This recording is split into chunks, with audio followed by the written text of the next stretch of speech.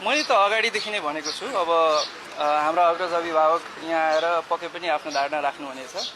मैले अगाडि भन्दै आएको कुरा के हो त भन्दाखेरि संसद भवनभित्र जाने बेलामा कोही पनि सत्तापक्ष प्रतिपक्ष भनेर आफूलाई अगाडि नै सोचेर हिँड्ने हो भने जनता र देशको हितमा कहिले पनि राम्रोसँग इमान्दार निष्ठापूर्वक काम गर्न नसक्ने खालको भन्ने हामीले बुझ्नुपर्छ। त्यही कारणले गर्दाखेरि सशक्त ढङ्गले सरकारले गरेका राम्रा कामहरूलाई हामीले सहयोग पुर्याउनुपर्छ।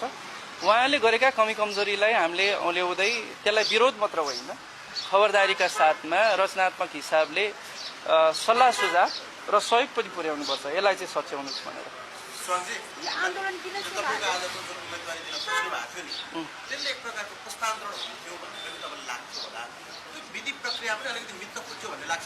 होइन होइन, मैले अघि नै पनि भने हामीले त्यसलाई नकारात्मकतातिर लैजानु भन्दा हामीले के चाहिँ सोच्नुपर्छ त भन्दाखेरि आजको जुन रिजल्ट आएको छ, आज जुन प्रक्रियामा म सहभागी भएँ, त्यसका कारणले गर्दाखेरि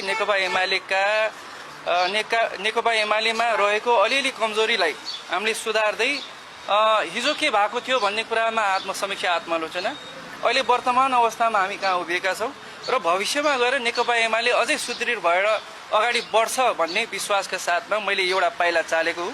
त्यो पाइला चाल्दाखेरि अब अपेक्षित हिसाबको रिजल्ट नआउन सक्छ कहिलेकाहीँ, तर त्यसका कारणले गर्दाखेरि हामी हतोत्साहित हुनु हुँदैन।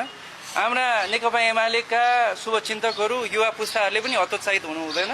हामी निरन्तर नेकपा एमाले देशलाई समृद्धतर्फ लान्छ, संयम सभ्य तरिकाले र देश र जनताको विषयमा पटक पटक सधैँ कुरा उठाइरहन्छ।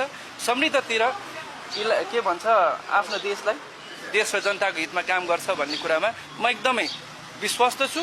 यो मैले एक पाइला मात्र चालेको।